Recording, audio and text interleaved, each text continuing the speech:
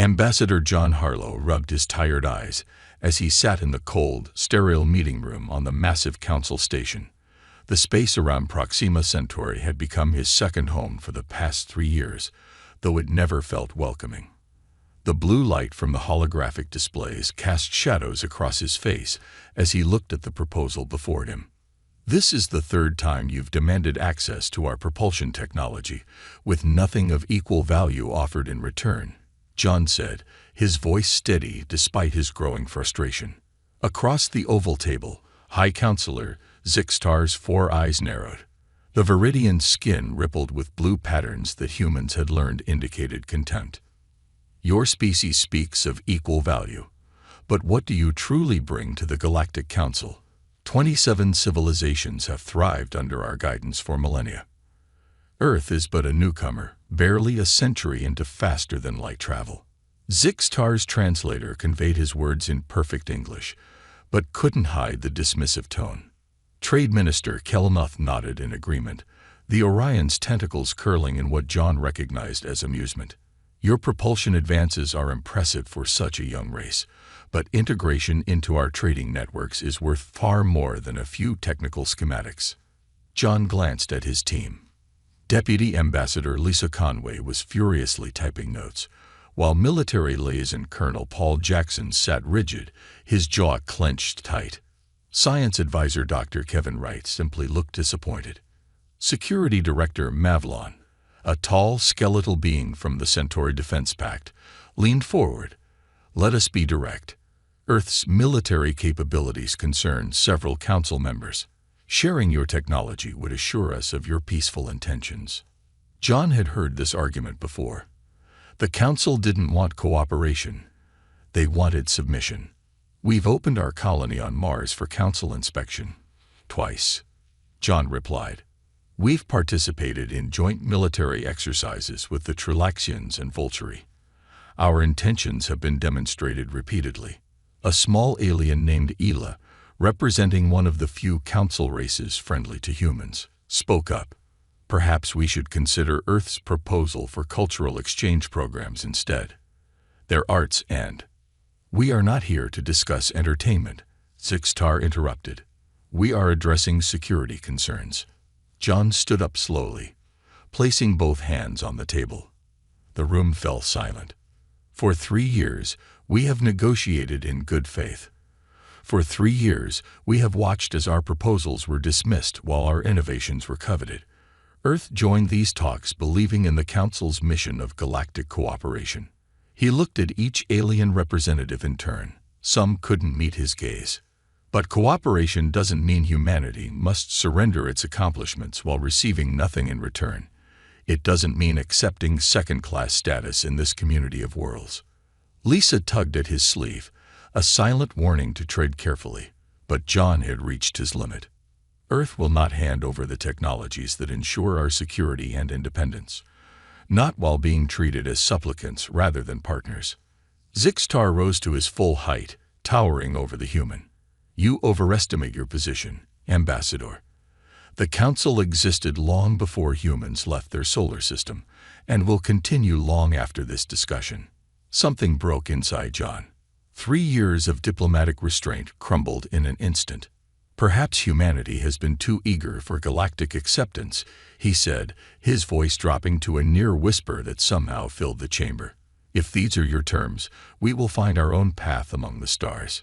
He gestured to his team, who began gathering their materials in stunned silence. Kelnoth's tentacles writhed in agitation. "Ambassador, surely we can reach a compromise." "We've spent 3 years seeking compromise," John replied, closing his briefcase with a snap. "It seems the Council is only interested in what they can take from Earth, not what we can build together." Colonel Jackson couldn't hide his smile as he stood at attention beside the door. Dr. Wright looked concerned but determined as he packed up his scientific data. Mavlon moved to block their exit. "This is highly irregular, Ambassador. The session is not concluded." "It is for Earth," John replied, stepping around the towering alien. The human delegation walked out of the chamber, leaving behind a council in disarray. As they boarded their shuttle to return to Earth, John looked out at the stars and wondered if they had just made the biggest mistake in human history, or its greatest declaration of independence. News of Earth's departure from the Galactic Council talks spread quickly. Within 24 hours, the United Earth government gathered in the Grand Chamber of New Geneva. President Elaine Morgan stood at the center of the room, her expression grave as she addressed the assembled leaders. Sunlight streamed through the tall windows, illuminating the tension on every face. "Ambassador Harlow has provided his full report," she said. "After 3 years, the Council continues to demand our technologies while offering little in return. Our delegation has withdrawn from talks." Admiral Frank Winters, a weathered man with silver hair, leaned forward. "Madam President, this changes our security situation. We should activate our defense grid immediately and accelerate the Jupiter Shield project." Murmurs spread through the room. The decision to walk away from the most powerful alliance in known space was not taken lightly. "What exactly do we lose by leaving these talks?" asked Secretary William Ross, his voice cutting through the chatter.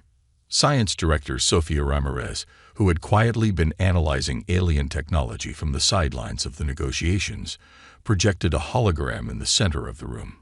"Perhaps less than they think," she said.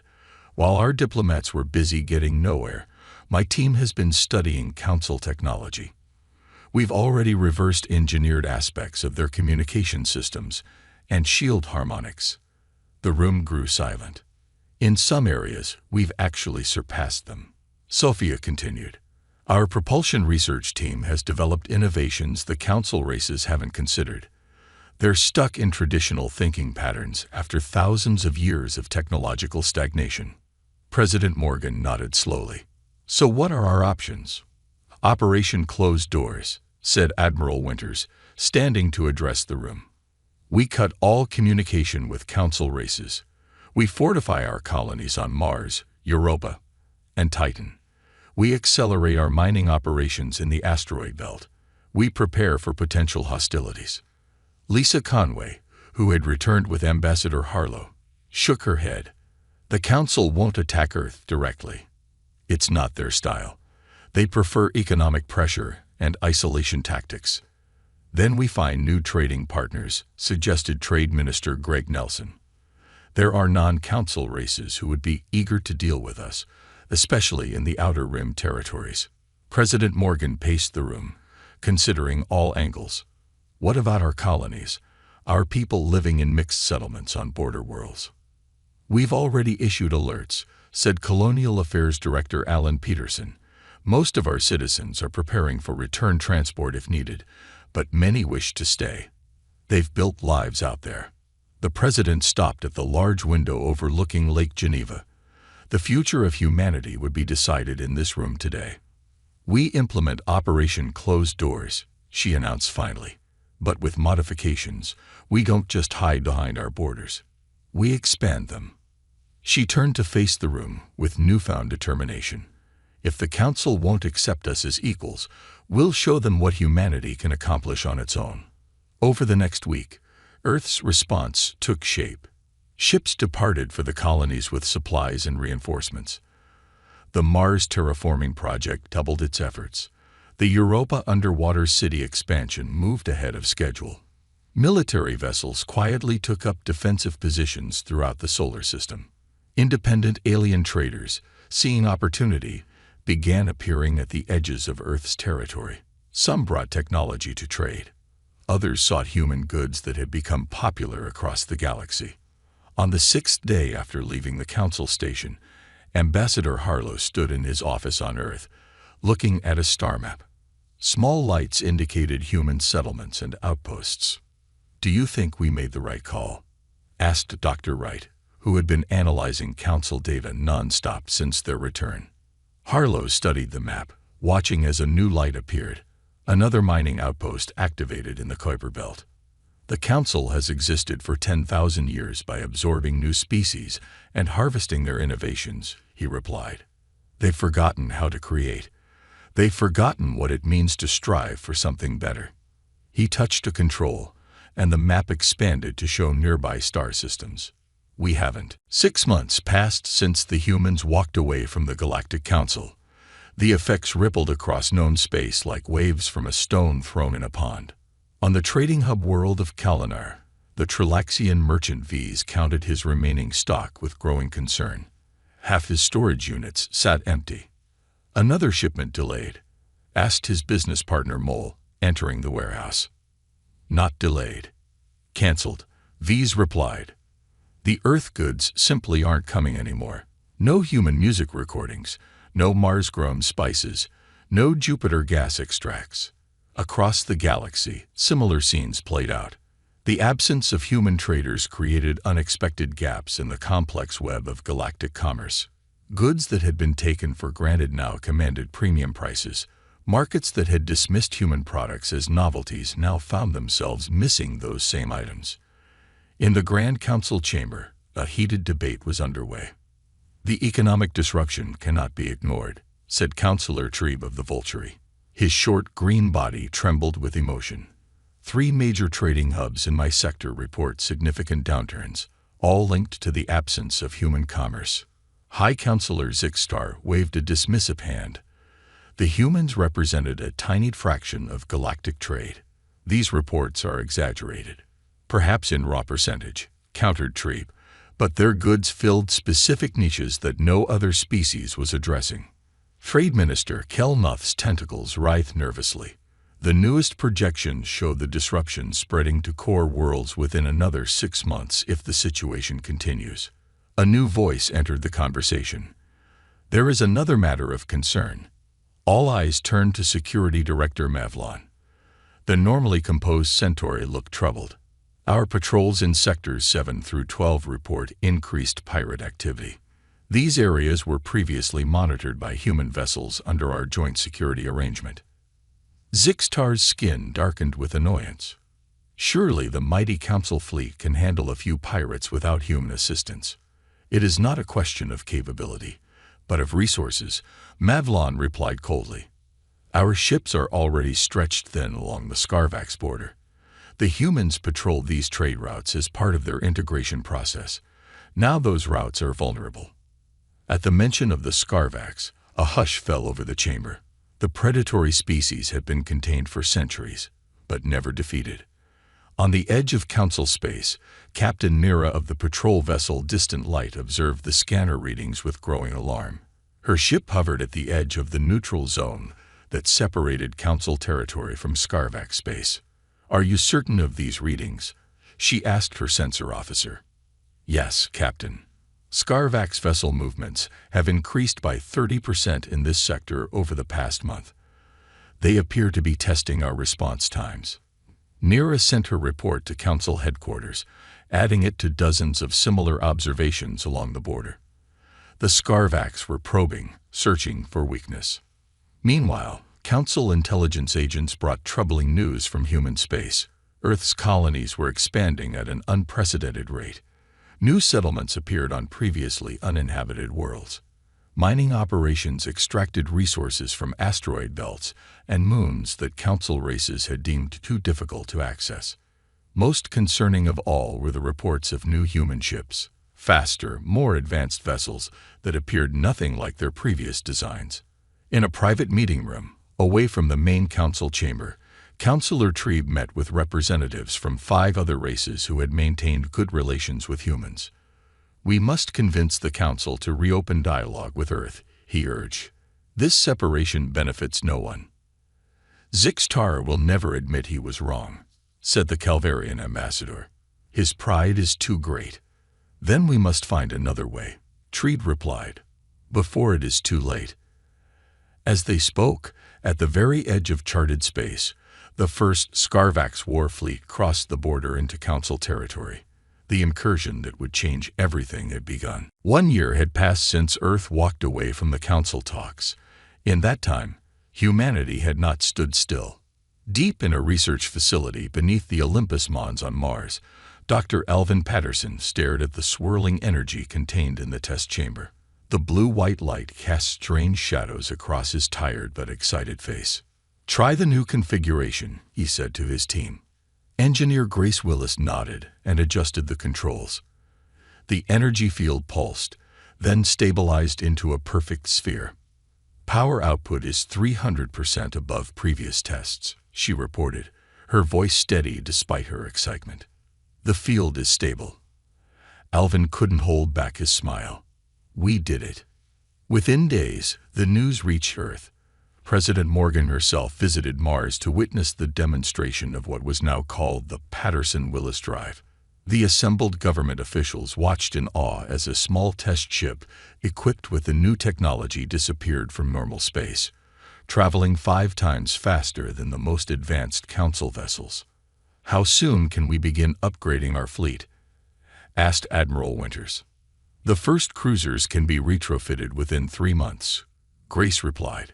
"Smaller vessels even sooner." What the humans didn't know was that they were being watched. Hidden at the edge of the solar system, a Council spy drone recorded the test flight. Its automated systems recognized the significance of what it had witnessed and transmitted the data back to Council space. The message took 2 weeks to reach the Council station. When the data was presented to the gathering of alien leaders, the reaction was immediate. "Impossible," said the Jaxiri science minister, his crystalline body glinting with stress patterns. "Our best theoretical models suggest such propulsion is centuries away from practical application." Security Director Mavlon's expression remained frozen. "The evidence is before us. The humans have achieved what our scientists called impossible, and they did it in 1 year of isolation." High Counselor Zixtar, who had dismissed humanity's potential for so long, could not hide his concern. "What else have they developed while we weren't watching?" The answer came sooner than expected. A Council border patrol encountered a human mining vessel near a disputed asteroid field. When ordered to stand down for inspection, the human ship activated a shield technology unlike anything the Council had seen before. The patrol's warning shots were simply absorbed by the energy field surrounding the Earth vessel. The patrol captain's report spread quickly through Council ranks. Human ships were now faster and better protected than Council vessels. The balance of power was shifting. In a secure meeting room, Trade Minister Kelnoth faced the Council's inner circle. "We must face an uncomfortable truth," he said. "The humans advance faster when left to their own devices than when constrained by our regulations. Our regulations exist for good reason." Zixtar countered. "Uncontrolled technological development has led to disaster for many species. Yet we cannot ignore that in 1 year of independence, they have surpassed our capabilities in key areas," said Mavlon. "And now we face the Scarvax incursion with outdated technology." The room fell silent as the implications sank in. "Perhaps," suggested Counselor Trebe carefully, "it is time to reach out to the humans again." "Reach out?" "After they walked away from us." Zixtar's skin flushed with anger patterns. "Call it whatever you wish," said Kelnoth. "A cultural exchange, a diplomatic reconnection. But we need what they have developed." 2 days later, Ambassador John Harlow received an unexpected transmission at his office on Earth. The message bore the formal seal of the Galactic Council. "Ambassador," it began, "the Council extends an invitation to resume cultural exchange discussions at your earliest convenience." John read the message twice, then called President Morgan. "They want us back," he said simply. "They're trying to make it sound casual, but this isn't about cultural exchange." The President smiled. "Of course it isn't. The question is, what made them change their minds?" As Earth considered the Council's invitation, events elsewhere in the galaxy took a dramatic turn. The Scarvax invasion, which had begun as small border incursions, suddenly exploded into a full-scale offensive. Dozens of Scarvax warships poured through the defensive line at the Rigel sector. The Council fleet stationed there, equipped with weapons and shields that had barely evolved in centuries, stood little chance. 3 heavily populated worlds fell within the first week of the assault. On the Council station, panic spread through the chambers. "We have lost contact with Pallas IV," reported Commander Dravken, his scales dulled with exhaustion. "Our forces were overwhelmed. Early estimates suggest 2 million refugees are fleeing to nearby systems." The holographic display in the center of the room showed the Scarvax advance as a red wave spreading across Council space. How could their fleet grow so powerful without our knowledge? Demanded Zixtar. Mavlon's expression remained grim. They have been building for decades. Our intelligence failed to detect the scale of their preparations because we reduced patrols in their sector to focus resources elsewhere.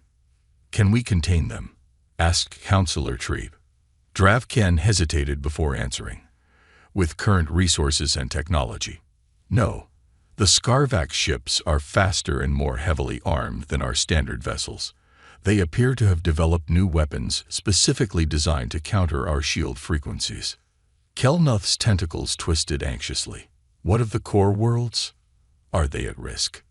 If the advance continues at its current rate, the Scarvax will reach the Centauri systems within 2 months.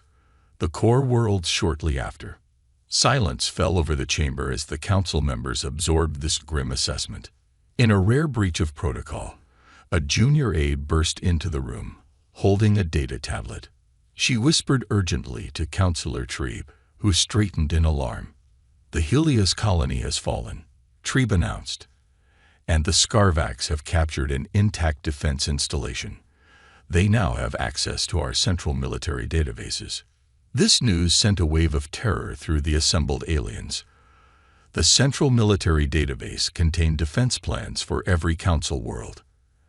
As the council debated emergency measures, a secure transmission arrived at one of the station's communication centers. It came from a human outpost on Titan, responding to the council's invitation. Ambassador Harlow agreed to preliminary discussions about resuming relations. Zixtar, who had once dismissed humans as primitive upstarts, now found himself hoping they would agree to more than just talks. Meanwhile, in a secure bunker beneath the council station, an emergency meeting convened with only the highest-ranking officials present. An intelligence officer presented a disturbing report. Our analysis suggests the council's technological development has been effectively stagnant for over 3 centuries, she said. We have become complacent, relying on stealing innovations from new member species rather than developing our own. That is a serious accusation, said Mavlon. Yet accurate, replied the officer. The last 50 major technological advancements adopted by council races originated from species that were being considered for membership. The implications were clear. The council had become parasitic, absorbing the innovations of others rather than creating their own. As the meeting concluded, Trade Minister Kelnoth made an unexpected proposal. The humans. Their ships might be able to stand against the Scarvax. The humans have no obligation to help us, Mavlon pointed out. We treated them poorly. Nevertheless, we must ask, said Kelnoth. The alternative is watching more worlds fall. The decision was made.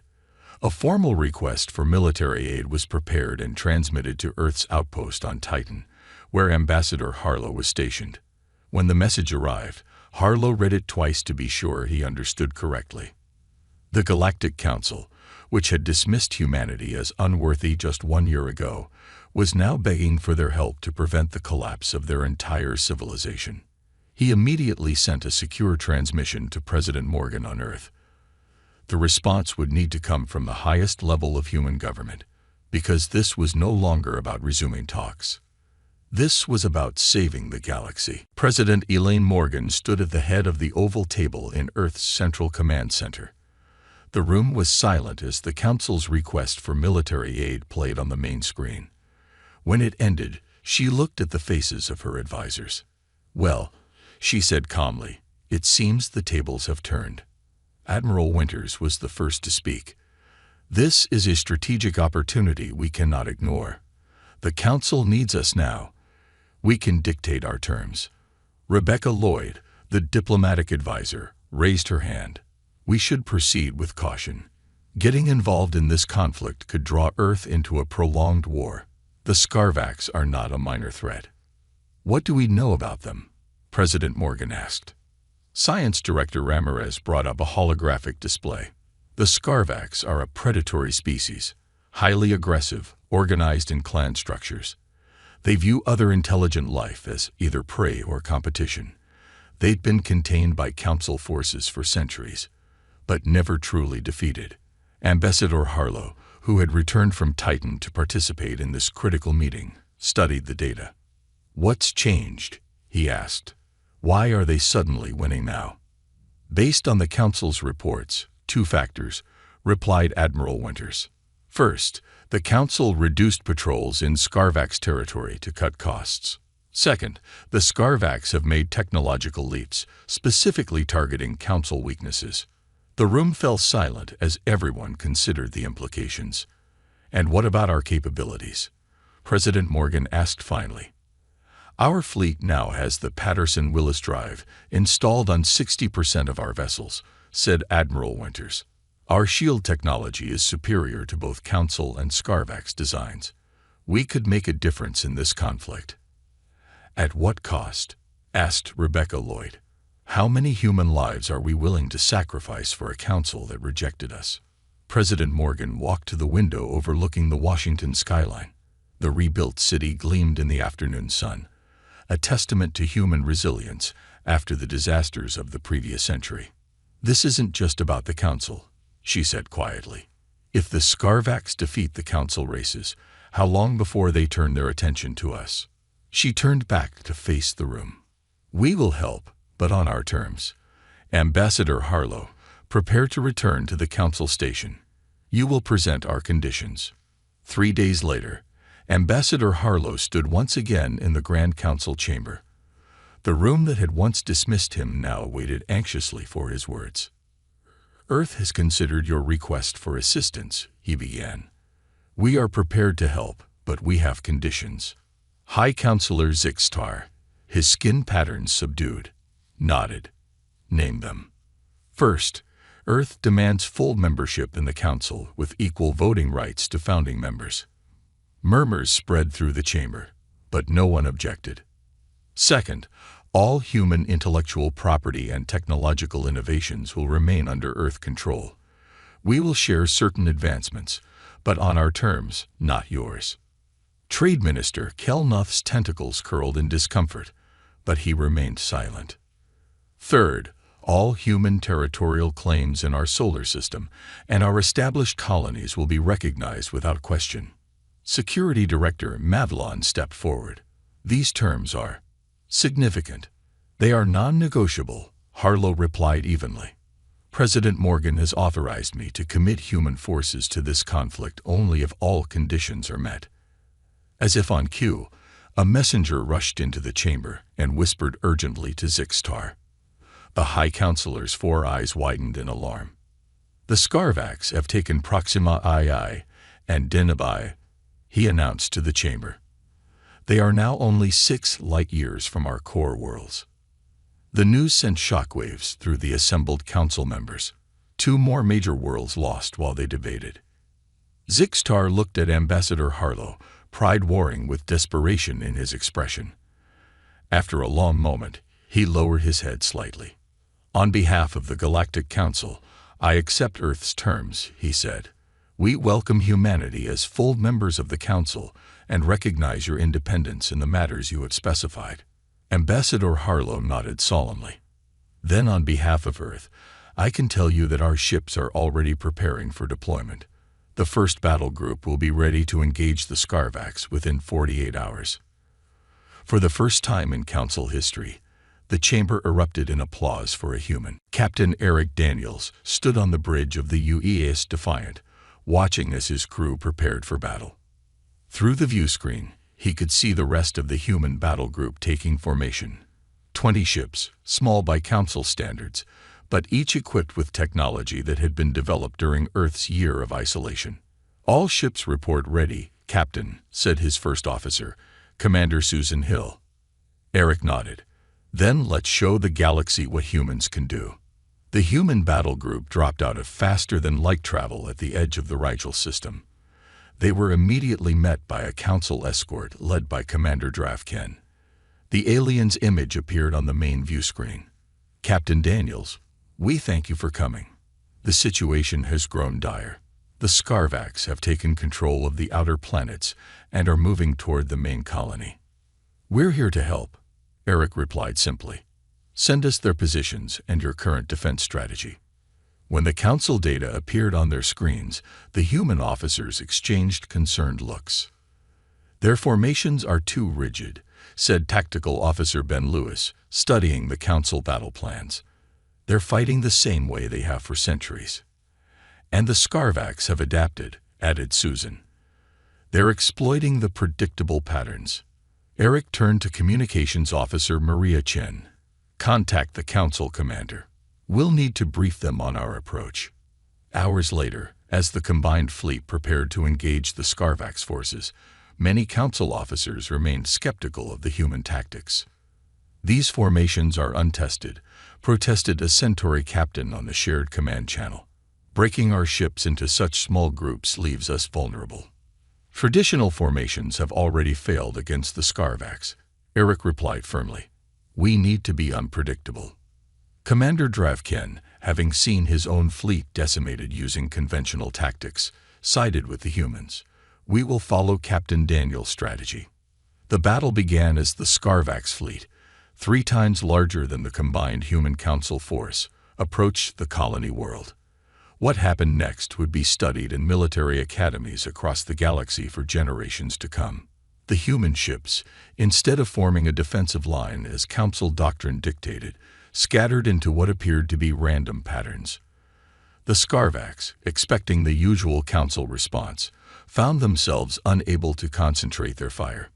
Squadron 2, execute Maneuver Delta, ordered Eric as the Defiant dove beneath a massive Scarvax cruiser. The human vessels moved with speed and precision that astonished their Council allies. Their shields absorbed enemy fire that would have destroyed Council ships instantly. Their weapons targeted specific vulnerabilities in Scarvax vessels that Council analysts had never identified. Most shocking to the Council observers was how the human captains adapted in real time, changing tactics as the Scarvax responded, never fighting the same way twice. They're retreating, announced Ben Lewis after 3 hours of intense combat. The bridge crew watched as the remaining Scarvax ships turned and fled the system. What had begun as a hopeless defense had turned into a decisive victory. As damage reports came in, the human losses were minimal. The Council ships that had followed human tactics had survived. Those that had stuck to traditional formations had suffered heavy casualties. Commander Dravken's face appeared on the view screen, his scales bright with what humans had learned was an expression of awe. Captain Daniels, in all my years of service, I have never witnessed such battlefield innovation. How did you develop these tactics? Eric smiled slightly. We adapt, Commander. It's what humans do best. Over the next week, human officers worked with Council commanders, teaching them the principles of adaptive warfare. Science Director Ramirez arrived with a team of engineers who began upgrading Council vessels with improved shields. Word of the victory at Rigel spread quickly through Council space. On planets that had been preparing for invasion, people looked to the skies with renewed hope.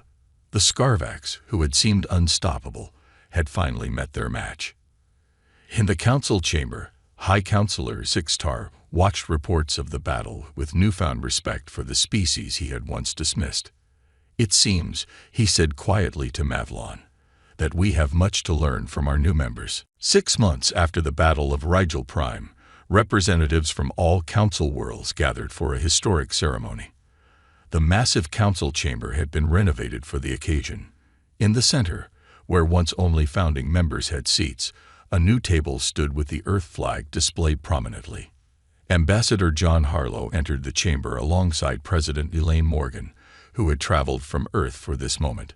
They were greeted with respectful silence, so different from the dismissive attitude of years past. The final Scarvax fleet had surrendered 1 week earlier after the Battle of Centauri Deep. The war that many thought would last decades had ended in less than a year, thanks largely to human intervention. High Counselor Zixtar, his skin patterns showing formal respect, stepped forward to address the assembly. Today marks a new chapter in galactic history, he began. The The threat that nearly destroyed us has been defeated, and we have emerged stronger through cooperation." He turned toward the human delegation. "We must acknowledge that without Earth's assistance, many more worlds would have fallen. Their technology, their tactics, and their willingness to help despite our previous misunderstandings have demonstrated the true meaning of galactic citizenship." Captain Eric Daniels sat among the honored guests. The UES Defiant had become legendary after leading the final assault on the Scarvax homeworld. Children across Council space now played with toys modeled after the human vessel. President Morgan stepped forward to sign the new Galactic Charter. The document, drafted with significant human input, established a more equal relationship between member species. The days of founding races dominating all decisions had ended. Earth joins the galactic community not as a junior partner, but as an equal, she said. The isolation that we experienced proved to be our greatest advantage. Without the constraints of Council uniformity, we developed in ways that ultimately benefited everyone. After the ceremony, Ambassador Harlow stood with Science Director Ramirez at the viewport overlooking the stars. They had both been present at the first disastrous negotiations 3 years earlier. "Did you ever imagine we would end up here?" Sophia asked. John smiled. "Not like this. I thought walking away was the end of our galactic ambitions. Instead, it was just the beginning." Across the chamber, Council races mingled with human representatives. Engineers discussed technological exchanges. Military officers compared battle tactics. Artists shared cultural works. In a quiet corner, Dr. Alvin Patterson and engineer Grace Willis met with scientists from a dozen worlds. Their propulsion breakthrough had started a renaissance of innovation throughout Council space. "We are establishing the Interspecies Innovation Exchange," Grace explained to the group.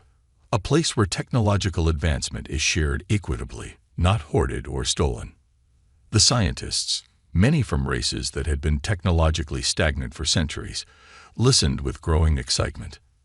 At the main table, Trade Minister Kelmuth approached Admiral Winters. "My people have opened our markets to human goods again. The demand is substantial. Fair trade benefits everyone," Frank replied. "That's something we always understood, even when the Council didn't." As the gathering continued, High Counselor Zixtar found himself face to face with John Harlow. For a moment, neither spoke, remembering their last confrontation years before. "Ambassador," Zixtar said finally, "I must acknowledge something difficult for one of my species. We were wrong about humanity. We saw your youth as a weakness when it was, in fact, your greatest strength." John nodded. "The ability to adapt, to change, to question traditions. These are what carry humanity through our darkest times. Perhaps it is we who should learn from humanity, rather than the other way around," Zixtar admitted. As the celebration continued, John looked out at the stars once more. Humanity had found its place in the galaxy, not by begging for acceptance, but by standing firm and demonstrating their worth. The path had been difficult, but the outcome was better than anyone could have imagined. Earth was no longer an outsider in galactic affairs. They had become essential, respected, and even admired, all because they had the courage to walk away when treated unfairly. Sometimes, John reflected, you had to leave the table to be invited back as an equal.